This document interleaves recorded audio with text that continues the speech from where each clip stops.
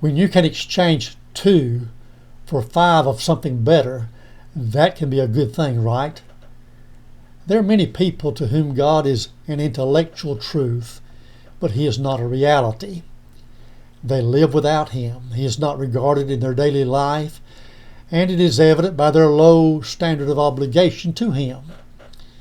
They are spiritually dead. The Christian has a distinct advantage. Because of his faith in God, he lives in a higher level of thought. God is not an abstract, but a personal presence.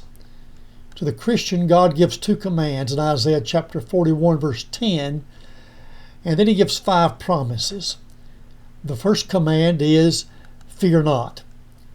The first biblical evidence of fear is when Adam hid himself from God. That happened after sin entered the picture. The devil has used fear against people ever since. Fear weakens your influence.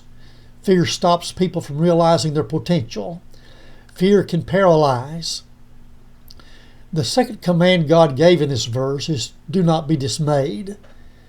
The word carries the meaning of gazing with amazement or bewilderment. Recent events around the world can easily cause a person to be dismayed, to gaze with amazement or bewilderment.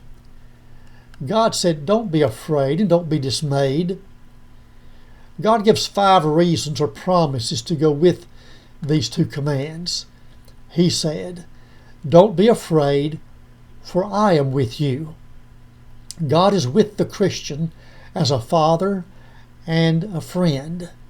As such, He influences our actions and gives us His protection. Don't be afraid, I am with you. His presence brings assurance and comfort.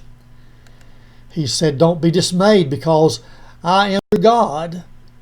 There is no God like God Jehovah. If He is your God, why should you be dismayed at world events? The God of this world is no match for our God. Look at what He tells us next. I will strengthen you. In your own strength, you will fail. But when strength is weak, God says, I will strengthen you. God said, I will help you. The task God has for you is not for you to do alone. He promised, I will help you. How can you fail if God is helping you? God said, I will uphold you with the right hand of my righteousness. Right hand refers to authority. He says He will uphold you with the authority of His righteousness. He is always right, always holy. When you feel as though you cannot go any further, He says to you, I will uphold you on the authority of who I am.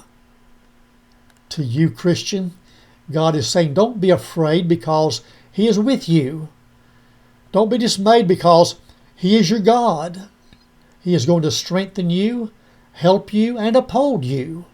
So don't be looking to people or governments for your help. They will surely fail you.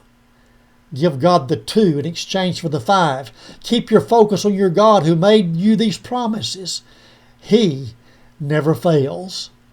Be blessed.